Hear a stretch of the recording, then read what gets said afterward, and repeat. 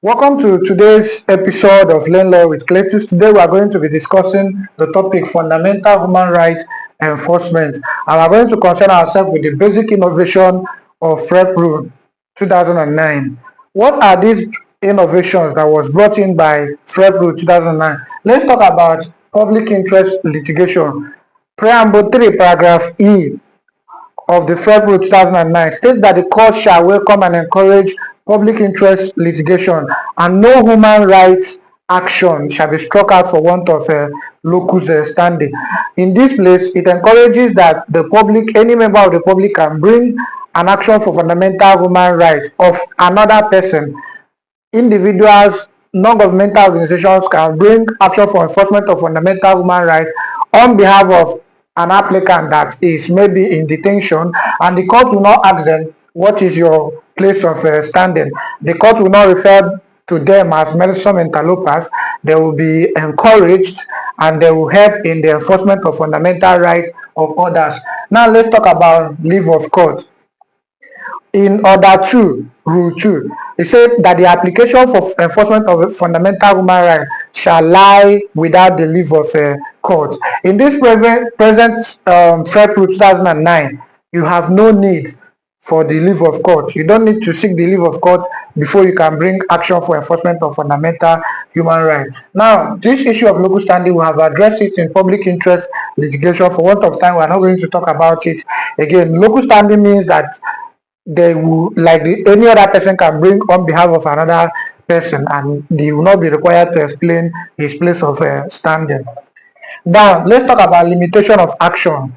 Order 3, rule 1 said that action for enforcement of fundamental human rights cannot be affected by any limitation statute whatsoever. This means that if somebody infringed on your rights in the year 2010, that as of this 2024, you can still bring action for enforcement of your fundamental human rights, and the court will not ask you what have you been doing since, and the court will not say that the equity aid the vigilant and not the indolent.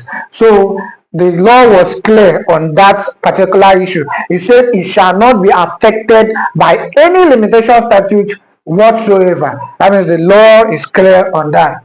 Now let's talk about special classification of FREP rule. It places FREP action on a special classification as an action that requires urgent attention.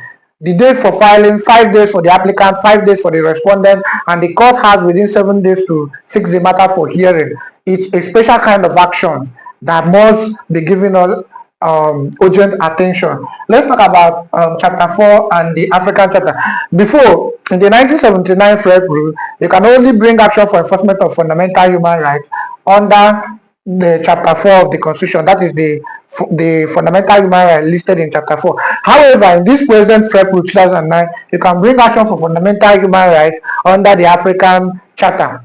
But it's worthy of mention that those rights that are non-justiciable under the chapter 2 of the Constitution of the Federal Republic of Nigeria cannot be enforced through action for fundamental human rights pursuant to the FREP rule, because you know what the Constitution said in chapter 1, section 1, subsection 3. It says that any law that is inconsistent with the Constitution of the Federal Republic of Nigeria shall remain null and void to the extent of its inconsistency. That's to say that the Constitution remains the greatest law in force in the Federal Republic of Nigeria. It is referred to as the ground norm. Therefore, any other law that is not in tandem with the Constitution of the Federal Republic of Nigeria is going to be declared void. This has been given judicial clarification in so many cases, including the cases of Lakami and another against Attorney General of Western Region. So this was also decided in the case of Attorney General of Abia State and 35 others against Attorney General of the Federation. So you can only enforce the rights in African Charter that is not those rights contained in chapter 2 of the Constitution of the Federal Republic of Nigeria. So thank you so much for joining us on today's episode of Learn Law with Cletus. Do like our video, share our videos, and comment. This is the only way you can support us. Thank you so much for joining us, and may God bless you.